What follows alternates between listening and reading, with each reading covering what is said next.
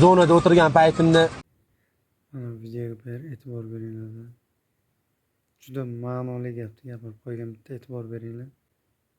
Kommentga ham yozib qo'ying. 2016-yil Qarshida, Shayxalida zonada o'tirgan paytimni pechkani tepasida bolalarni ko'mirni maydalab, g'isht pechkasining ichiga ko'mirni tashlar. Qishloq bordi, o'sha qishloqda to'g'rida bitta xonadonda, bitta uyda kechqurun men nochda 2-smenda ishlaganman, ishimiz birda tugardi. Bitta qiz oynani ochadi, qaraydi, bitta bola keladi, o'sha bilan gaplashib turadi.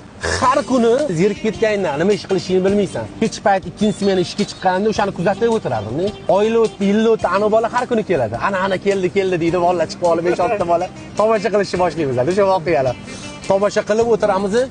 Kunlarni bir kuni o'tdi, oradan vaqt o'tyapti, endi yilli o'tyapti, surugimiz ham kamayib. Bir kun birinchi smenga chiqadigan bo'ldi. Xuddi o'sha pechkani tepasiga chiqib qarasam, o'sha xonadonda to'y bo'lyapti-da.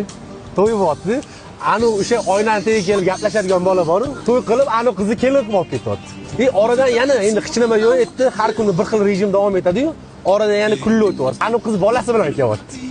Odamlarning hayotini ko'rib o'tirib, shu yerdan chiqib ketsam, Alloh umr bersin, mashinadan amallab chiqib olsam, bu joylarga qaytib kelmasligiga harakat qilaman. Oddiy ko'chada tirikchilik qilib yurganlar baxtli insonligini bilib qolasan-da. Prostachi mana bu yerda o'tirganimizning qadrini-chi hozir bilmaymiz. Inson bilmas ekanda baxt qachonligini. Baxt shunaqa ekanki, mavjud kelajakda, mavjud o'tmishda. Hozir mana mana shu xursandchilik bilan o'tiribmiz-da. Ertaga kimnidir boshiga qanaqadir og'ir kun kelib qolsa, shu kunimiz baxt bo'lib qoladi. Bu insondan so'rasang, o'zi inson o'ylaydiki, kelajakni baxt deb biladi. Baxt bo'yicha meni tushuncham shunaqa.